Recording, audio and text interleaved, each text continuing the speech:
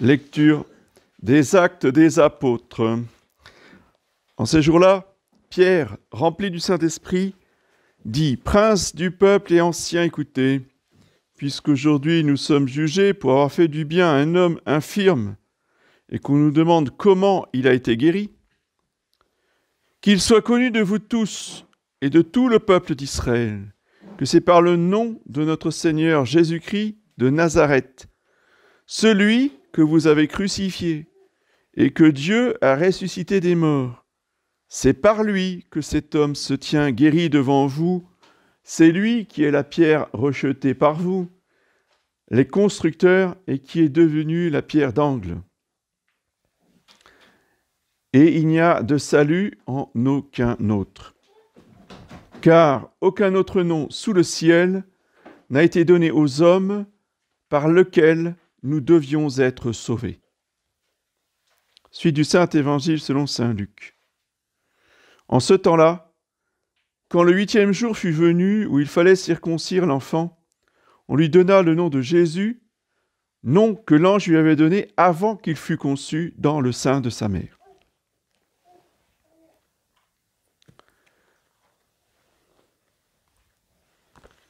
C'est les annonces de la semaine. Donc aujourd'hui, fête du Saint-Nom de Jésus. Lundi 3, octave de Saint-Jean. Mardi 4, fête des Saints Innocents.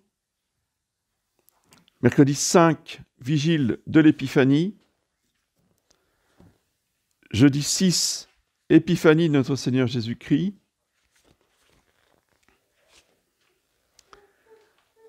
Vendredi 7, dans l'octave. Samedi 8, dans l'octave de l'Épiphanie, bien sûr. Et dimanche 9, fête de la Sainte Famille, avec messe de la solennité de l'Épiphanie à 10h30, si elle est chantée.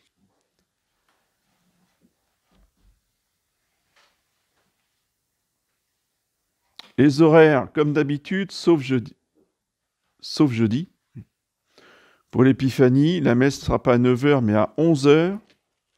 Vendredi, 11h et samedi, 11h. Dimanche prochain, mêmes horaires que d'habitude.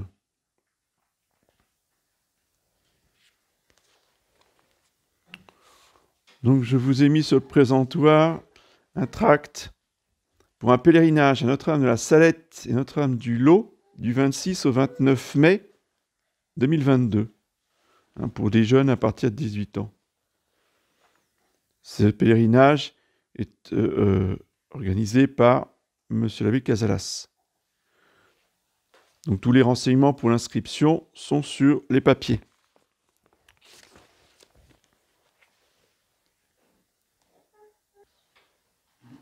Au nom du Père et du Fils et du Saint-Esprit, ainsi soit-il. Mes bien chers frères, vous voyez que dans l'évangile de ce jour,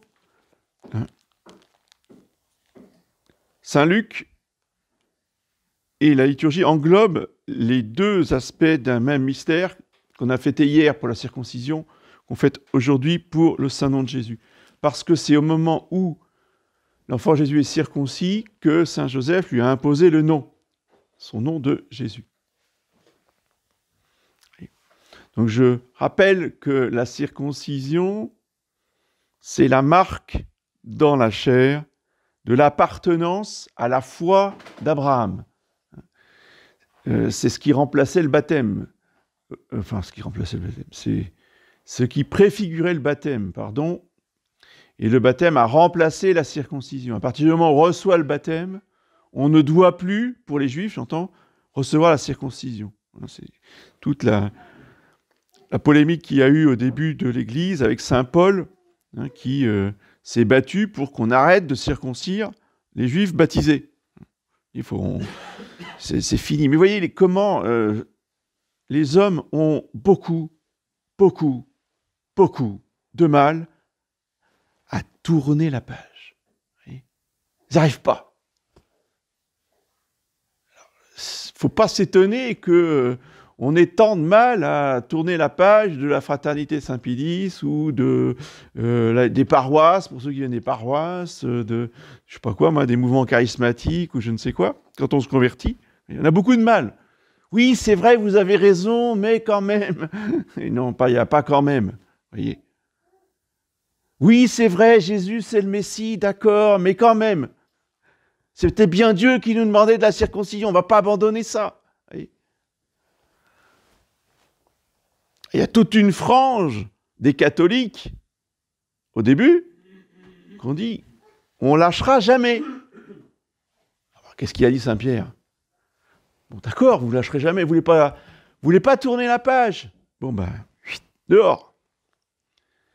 Excommunié. Ce sont ces communautés qu'on a appelées des communautés judéo-chrétiennes, qui voulaient garder tout l'Ancien Testament et puis qui acceptaient le Nouveau Testament, qu'ont donné les premières communautés musulmanes. Les musulmans, c'est quoi ? C'est juste des judéo-chrétiens qui considéraient que Jésus n'était pas Dieu, qu'il était un homme, mais qui était sympathique, c'était un bon prophète sympathique. Mais on garde tout l'Ancien Testament. Et petit à petit, ça aboutit à ce qu'on a connu après dans l'islam.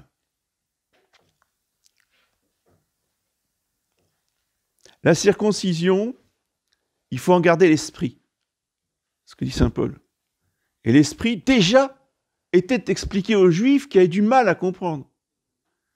Si Dieu a demandé à Abraham de se circoncire et à tous les mâles de se circoncire jusqu'à la venue du Messie, c'était pour circoncire le cœur.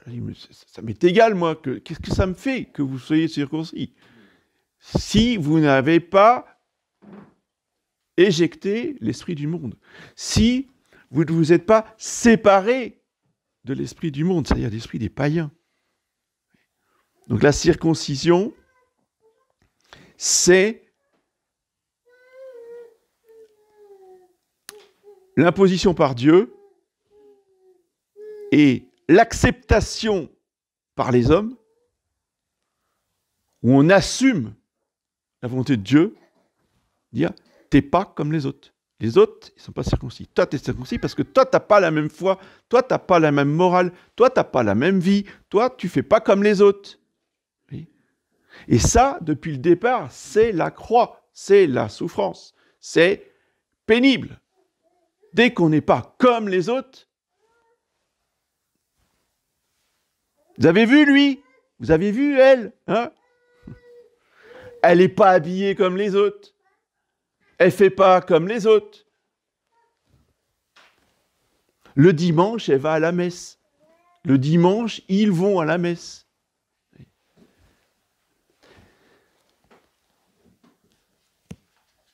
Quand on a l'habitude, quand on fait cette pratique catholique en famille, ça ne pose pas trop de difficultés.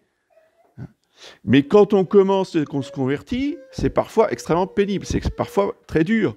Surtout quand c'est nos propres parents, quand c'est nos propres frères et sœurs qu'on a contre nous. Quoi, tu vas à la messe ? Mais t'es le seul à la messe ? Où tu sors ? Nous sommes des animaux raisonnables, nous sommes des animaux avec une âme immortelle. Et Dieu a fait une loi pour tous les animaux, y compris nous. Nous sommes des animaux sociaux. Donc nous avons un besoin en nous naturel qui exige à être assouvi, c'est d'être intégré et reconnu dans un groupe. Si on est exclu du groupe, c'est extrêmement violent. Et donc, notre Seigneur Jésus-Christ, comme son Père avec Abraham et les Juifs, nous impose, dès les jours qui suivent notre naissance, donc impose au bébé, de se séparer du monde, de se séparer de la société des païens, de renoncer à Satan, au monde, d'abord, à Satan, à ses pompes et à ses œuvres, c'est-à-dire à tout son cinéma de richesse, d'honneur, de plaisir, tout ce qui fait courir les hommes. Dès notre enfance, on renonce à tout ça. Oui. On coupe rien dans la chair, mais dans le cœur, il faut qu'on ait exactement le même état d'esprit et qu'on l'assume. D'où l'importance de régulièrement renouveler ces promesses du baptême où on renonce au monde, à Satan, à ses pompes et à ses œuvres. Ça, c'est l'esprit catholique. C'est ça, la circoncision. Et ce jour-là, Saint Joseph va imposer à son enfant le nom que Dieu lui-même lui a choisi. Il n'a pas eu le choix, c'est pas lui qui a choisi le nom. C'est pas la Sainte Vierge non plus. L'ange est arrivé, il a dit, vous l'appellerez Jésus. Point. Et ça ne se discute pas. Ce n'est pas le premier enfant avec qui Dieu fait ça. Il n'a pas non plus des milliers. Mais quand Dieu vient trouver la maman, par exemple Anne, la mère de Samuel, c'est comme ça que ça s'est passé. Il lui dit pas, est-ce que tu voudrais? Est-ce que je peux te proposer? Non. Il apparaît, il lui dit, ton fils, il s'appellera Samuel, point. Pas de discussion. Parce que Samuel était absolument, d'une importance absolue, fondamentale, pour la fondation de la royauté d'Israël. C'était Samuel qui était prédestiné par Dieu pour sacrer le roi David. Donc c'est Dieu qui choisit le nom. Pourquoi Dieu choisit le nom? Alors prenons un autre exemple plus connu et plus proche de nous. Vous voyez, quelquefois, donc Dieu va trouver la maman, et dit bon ben voilà, ton fils qui va naître, il va s'appeler comme ça. Puis des fois, il va prendre un adulte, puis il dit ton père t'a appelé comme ça, ben c'est fini, c'est terminé, tu oublies, tu tournes la page. Encore une fois, vous voyez, savoir tourner la page. Tu t'appelais Simon, très bien, ben à partir d'aujourd'hui, tu t'appelles Pierre. Fini. Simon, on n'entend plus parler de Simon. Tu vas t'appeler Pierre. Oui. Ce qui arrive à tous les religieux. Vous rentrez au couvent, vous appelez Pierre, Paul, Jacques, Jean, Catherine, Isabelle ou je sais pas, ou Sylvie, bref, et on vous dit, mademoiselle, monsieur, à partir d'aujourd'hui, c'est terminé, on vous appellera plus du tout comme ça. Je peux quand même choisir mon prénom? Ah bah non, dommage. Vous ne pouvez pas choisir votre prénom. C'est pas vous qui choisissez. C'est un supérieur. Ou c'est le supérieur. Qui vous dit, à partir d'aujourd'hui, moi, je vous appelle comme ça, toute la communauté vous appelle comme ça, vous appelez comme ça. Ça change quoi? Ça change la personnalité. Oui. Le prénom définit la personnalité. C'est pour ça que quand Dieu prépare une mission à quelqu'un, il lui donne un prénom qui correspond à sa mission. Oui. Simon, il n'aurait jamais pu être le fondateur de l'Église, le premier pape. Oui. Parce que Simon, eh bien, c'est pas la solidité. Ça a des qualités aussi, hein. Mais ce n'est pas les qualités que Jésus voulait pour fonder son Église. Donc il a dit, Simon, on détruit. Tu oublies, on efface. Maintenant, tu vas t'appeler Pierre, parce que Pierre, c'est le roc, c'est la définition, si vous voulez, de quelqu'un sur qui on va pouvoir fonder la maison Église catholique. Ailleurs, vous voyez, notre Seigneur donne cette parabole de ceux qui construisent leur maison sur le sable ou qui construisent la maison sur le roc. Il dit, seule la maison construite sur le roc, eh bien, va affronter la tempête et va rester debout. La maison fondée sur le sable, elle va être détruite. Et il est fort possible que fonder l'Église sur Simon, eh bien, la première tempête venue, il n'y avait plus d'Église. Vous comprenez ? C'est pas ce que voulait notre Seigneur. D'où l'importance capitale du prénom. Et il y a des prénoms qui ont plus de qualité que d'autres. Il y a des profils qui sont plus doués que d'autres. D'où l'importance de bien choisir les prénoms et pas les choisir au hasard. Même si des saints, c'est un prénom de saint, d'accord. Mais il y a des saints qui ont dû se porter un prénom qui a été une croix ultra pénible toute leur vie, oui, qui a été justement la croix qui les a crucifiés. C'est pas parce qu'ils sont canonisés que le prénom était facile à porter. D'où l'importance pour les parents de bien choisir les prénoms. Et pas de faire des mélanges bizarres. Vous voyez, les prénoms composés, c'est très dangereux. Ça donne des choses pas toujours agréables pour l'enfant. Vaut mieux des prénoms simples. Bref, je ferme ma parenthèse.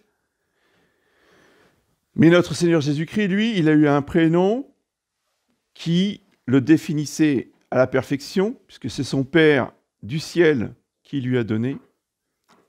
Ça veut dire sauveur. Jésus veut dire sauveur des hommes. De tous les hommes. Et comme dit saint Pierre, il n'y a pas d'autre nom sous le ciel qui n'ait été donné aux hommes par lequel nous devions être sauvés. C'est pas l'abbé Grossin qui vous dit, il impose la religion catholique de Jésus. Hein. C'est pas non plus l'Église. Il faut pas supporter qu'on nous dise que l'Église a voulu imposer sa religion dans le monde entier pour dominer le monde. Oui. C'est insupportable. Je ne supporterai pas ce discours. Faire savoir à des nouveaux qui voudraient venir, je ne supporterai pas d'entendre ce discours. Pourquoi ? Parce que ce n'est pas l'Église qui est, par ambition, de soif de pouvoir, a voulu s'imposer à tous les hommes. C'est le créateur des hommes, celui qui les a inventés. Si on existe, nous les hommes, c'est parce que le bon Dieu, il nous a inventés. Il a imaginé, non pas dans sa tête, mais dans son intelligence, qu'est-ce qui serait le mieux pour lui,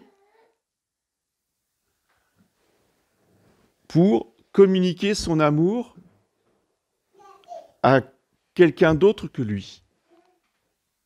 Eh bien, dans son intelligence infinie, il a trouvé, il a inventé sa propre image.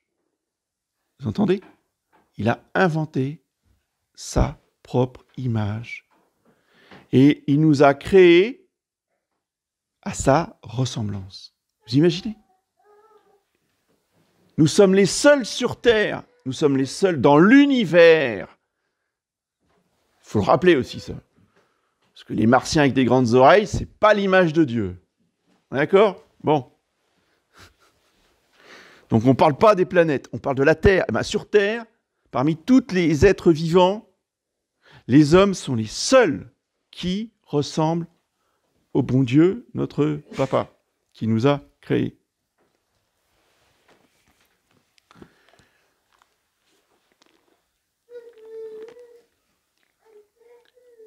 Et c'est pour cela qu'il est le seul à pouvoir nous sauver. Et nous reconnaissons, nous acceptons, nous croyons qu'effectivement, Jésus, le Fils de Dieu, est le seul à pouvoir sauver les hommes. Tous les autres dieux ne sauvent personne. tous les autres dieux sont des faux dieux. Et qu'on ne nous dise pas que Allah, c'est Dieu. Vous avez compris l'importance du nom. Allah, c'est pas Jésus. C'est deux noms différents. Et qu'est-ce que nous dit saint Pierre? Seul le nom de Jésus a été donné aux hommes et il n'y en a pas d'autre sous le ciel. Il n'y a pas d'autre nom.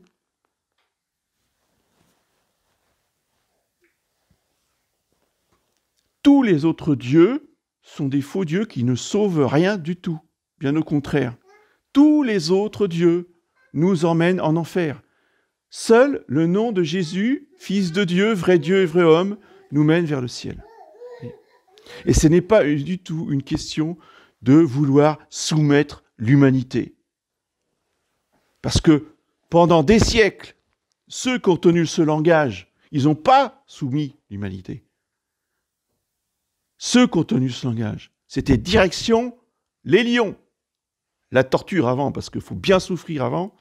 Et puis une fois qu'on est bien écorché vif avec tout dégoulinant de sang, on va jeter ça en pâture aux lions. Ça s'appelle vouloir soumettre l'humanité, ça? Vous voyez? Alors, il faut casser les clichés et la propagande New Age. D'accord? En rétablissant la vérité, si l'Église catholique, effectivement, au bout de plus de 10 siècles, a réussi à vraiment dominer, si vous voulez, certains États et construire la chrétienté, et être en position dominante, on va dire, n'oublions jamais à quel prix le tribut qu'elle a payé au bon Dieu pour ça, ça a été des millions de martyrs. Et ensuite, ça ne s'est pas arrêté. Hein. Même en position dominante, les martyrs ont continué. C'était plus en Europe, mais c'était dans les missions. En plein Moyen-Âge, hein, les chrétiens étaient raflés en Afrique et dans d'autres pays, d'autres continents. Et ils étaient torturés, mis à mort, tout comme l'Empire romain le faisait avant, en Europe.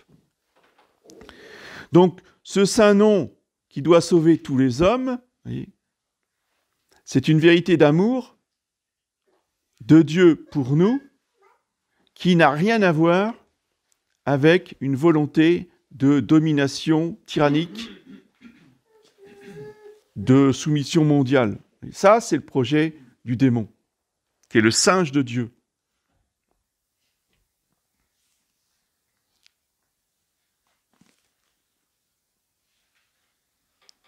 Alors, ce qui est vrai au niveau général, hein, sous le ciel, est vrai en particulier pour le peuple d'Israël. Et le discours de saint Pierre doit être notre discours. Il faut le méditer. Il faut le faire note. Et quand on parle des Juifs, il faut avoir ce discours et pas un autre. Et ce discours n'est absolument pas complaisant envers les Juifs. Il ne s'agit pas de vouloir les ménager, les pauvres. Ils ont tellement souffert. Oui, bon, d'accord. Nous aussi. Hein. C'est pour ça qu'il ne faut pas oublier les martyrs. Hein. Donc, qu'est-ce qu'on dit aux Juifs? On ne leur dit pas des arguments historiques. Alors, c'est insupportable dans la bouche de journalistes, de laïcs. C'est encore plus insupportable dans la bouche de prêtres ou d'évêques. Si on est face caméra, si on est sur un plateau de télé, on ne s'amuse pas à sortir des arguments humains, historiques, qui provoquent la haine, le mépris, etc. Non. Si les circonstances nous amènent sur un plateau de télé, qu'est-ce qu'on dit aux Juifs?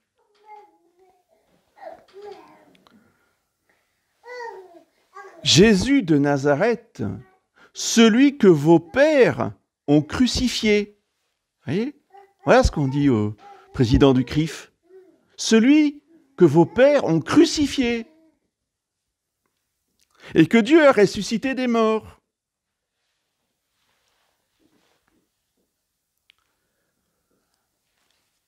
Ce Jésus qui est devenu la pierre d'angle, et il n'y a d'autre salut, il n'y a de salut en aucun autre. Voilà. Et on va leur expliquer. On va faire une explication de texte. C'est quoi le nom de Jésus? Parce que forcément, si on croit, ce que je vous dis, je le pratique. Hein. Ce que je vous dis, ça fonctionne. Je suis en train de l'expliquer à quelqu'un qui vient de la synagogue et qui se prépare au baptême. Donc, c'est pas de la théorie ce que je vous dis, je vous livre mon expérience que je suis en train de vivre maintenant. Donc, on explique à ces Juifs que Jésus, en hébreu, c'est Yeshua. Parce que Yeshua, c'était le nom que prononçaient les pharisiens à l'époque de Jésus. C'est quoi Yeshua? C'est Yehoua, avec un shin au milieu, avec une lettre au milieu, qui est le shin, le sh. C'est Yehoua qui devient Yeshua. Qu'est-ce que c'est Yehoua? Yehoua, c'est le nom de Dieu que Dieu a donné à Moïse. Moïse a demandé à Dieu, quel est ton nom? Quand je vais retourner vers mon peuple, ils vont me dire, mais qui t'envoie? Comment vous appelez? Ils ne savaient pas. Parce que Dieu n'avait encore jamais révélé son nom. La première fois, il le fait à Moïse. Il lui dit, mon nom, c'est Yehoua. Alors, en hébreu, ça veut dire je suis. Mon nom, c'est je suis.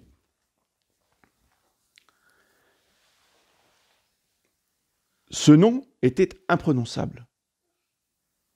Et ça, c'est la différence entre l'Ancien Testament et le Nouveau Testament. Et il faut bien comprendre l'Ancien Testament pour goûter la grâce, les cadeaux de la miséricorde de Dieu qui, lui, nous autorise à dire, si on le veut, 3000 fois dans la journée le nom de Jésus. Et nous, souvent, on dit combien de fois par jour?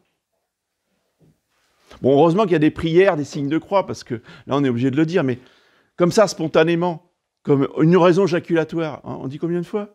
On n'y pense pas. Parce qu'on n'attribue pas de prix nécessaire au nom de Jésus. Les Juifs, comme ils n'avaient pas le droit de le prononcer, eh bien, ils y attachaient à un prix énorme. Parce qu'ils en étaient privés. L'homme fonctionne comme ça. Nous, on n'est pas privés, on en fait ce qu'on veut. Bon, ça ne vous intéresse pas, on pense à autre chose. Vous voyez?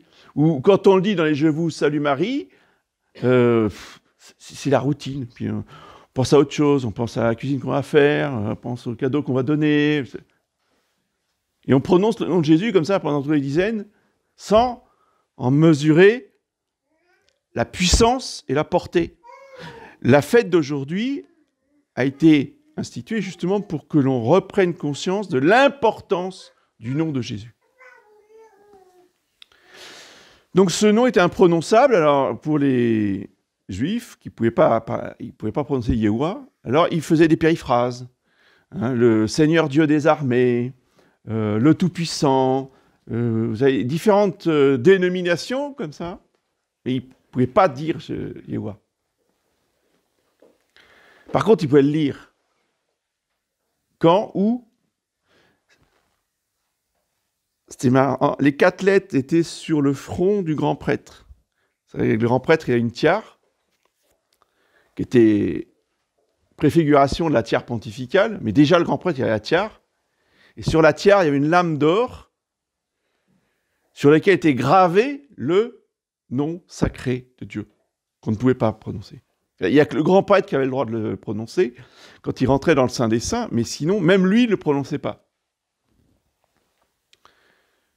Oui. Ces 4 lettres étaient très bien connues et étaient sacrées. C'était le nom de Dieu. Et voilà qu'un homme arrive qui se dit le Fils de Dieu, qui se dit Dieu lui-même, et qui s'appelle Yeshua. Donc, si vous voulez, les contemporains, eux, ils avaient le tétragramme qui leur arrachait les yeux à chaque fois qu'ils voyaient Jésus. Et la lettre Shin qui est au milieu, si vous voulez, par référence à d'autres mots en hébreu, désigne la chair, le corps d'un être humain. Donc en fait, Yeshua, c'est Yehoua qui s'est fait chair. C'est l'incarnation. Le nom de Jésus, par les lettres mêmes dont il est composé, est une manifestation de l'incarnation de Dieu. Oui. C'est Dieu et Jésus insiste et leur fait l'explication de texte. Il leur dit, avant qu'Abraham fût, je suis. Je suis. Nous, en français, quand on lit notre évangile, bon, ouais, d'accord, on comprend. On voit bien que c'est un peu bizarre comme phrase, mais on n'a pas toute la portée, toute la puissance. On ne se prend pas un coup de poing dans la figure. Les pharisiens, eux, quand ils entendent Jésus prononcer ça, ils se reçoivent un coup de poing dans la figure. D'accord ? Donc, dans un premier temps, ils sont KO. Dans un deuxième temps, ils reprennent leurs esprits. Et qu'est-ce qu'ils font ? Ils prennent des pierres et ils veulent le lapider. Parce qu'ils ont parfaitement compris ce qu'il leur a dit. Parce qu'il s'appelle Yeshua. Vous comprenez ? Et Yehoua, ça veut dire « je suis ». Et Yeshua, ça veut dire « je suis dans la chair ». Je suis incarné. Ça, c'est la définition même du Fils de Dieu. Vrai Dieu, vrai homme, Dieu incarné. Je dirais, le nom de Jésus, c'est la perfection de la définition de l'être de Jésus. Et quand on prononce ce nom, quand on prononce ce saint nom, eh bien, cela a des effets, mais absolument d'une puissance inégalée. Il n'y a pas d'autre prière qui soit plus puissante que l'invocation du nom de Jésus. Pour les démons, dans les tentations, dans les épreuves, quand on prononce le nom de Jésus, on met les démons en fuite. Et par rapport à notre âme, Saint Bernard nous dit que le nom de Jésus, c'est une huile douce et bienfaisante et fortifiante, et que ce nom de Jésus prononcé dépose sur nos lèvres la douceur du miel.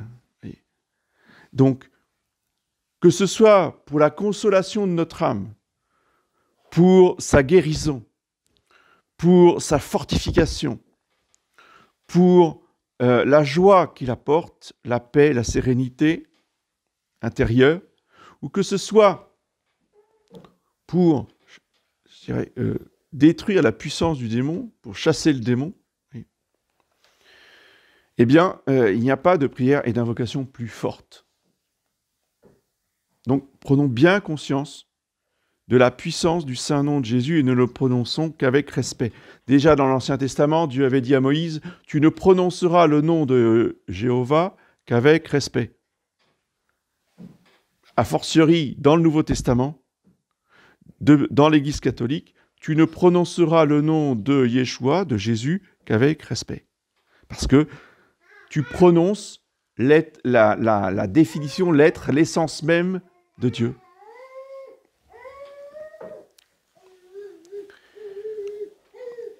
Et depuis Sainte Jeanne d'Arc, il faut associer au nom de Jésus le nom de Marie. Ce qui décuple ou centuple encore plus la puissance du nom de Jésus. Je vous rappelle que Sainte Jeanne d'Arc a gagné toutes ses batailles, pas à la force de son bras, ni de son épée. C'est son étendard. Prenez juste, elle avait son étendard sur lequel il y avait marqué Jésus et Marie. Et elle posait l'étendard sur les remparts, en particulier à Orléans. Et le moment où elle avait posé juste le haut du de l'étendard sur la pierre du rempart, ça y est, c'était fini. La ville était conquise. C'est-à-dire que les soldats à l'intérieur n'avaient plus de force pour résister à l'assaut des troupes de Sainte Jeanne d'Arc. Les portes s'ouvraient et la ville est tombée aux mains de Sainte Jeanne d'Arc. Vous voyez la force des noms de Jésus et Marie. Et puisque nous sommes dans le temps de Noël, enfin entre le Noël et l'Épiphanie, nous allons fêter la Sainte Famille dimanche prochain. N'oublions pas le saint nom de Joseph, qui doit évidemment accompagner Jésus et Marie. Et les papes ont voulu bien marquer la puissance du saint nom de Joseph en accordant le maximum d'indulgence pour l'invocation des 3 noms. Donc, si vous prenez le manuel des indulgences, pour certaines prières, des fois qui sont un peu longues, qui font plusieurs lignes, ou une demi-page, vous avez 50 jours, 100 jours, 200 jours, 300 jours, 400 jours d'indulgence. 3 noms. 3 noms. 7 ans et 7 quarantaines d'années. Ça, bingo, gros lot, loto. Vous voyez ? C'est ce qu'il y a de plus court et c'est ce qu'il y a de plus efficace qui nous rapporte, vous voyez, des dizaines et des dizaines et des dizaines d'années d'indulgence. Jésus, Marie, Joseph. Eh bien, souvenons-nous-en dans nos difficultés, dans nos tentations, dans nos épreuves, dans nos tristesses, dans toutes les difficultés que nous pouvons traverser dans notre vie chrétienne. Invoquons à longueur de journée les saints noms de Jésus, de Marie et de Joseph. Au nom du Père et du Fils.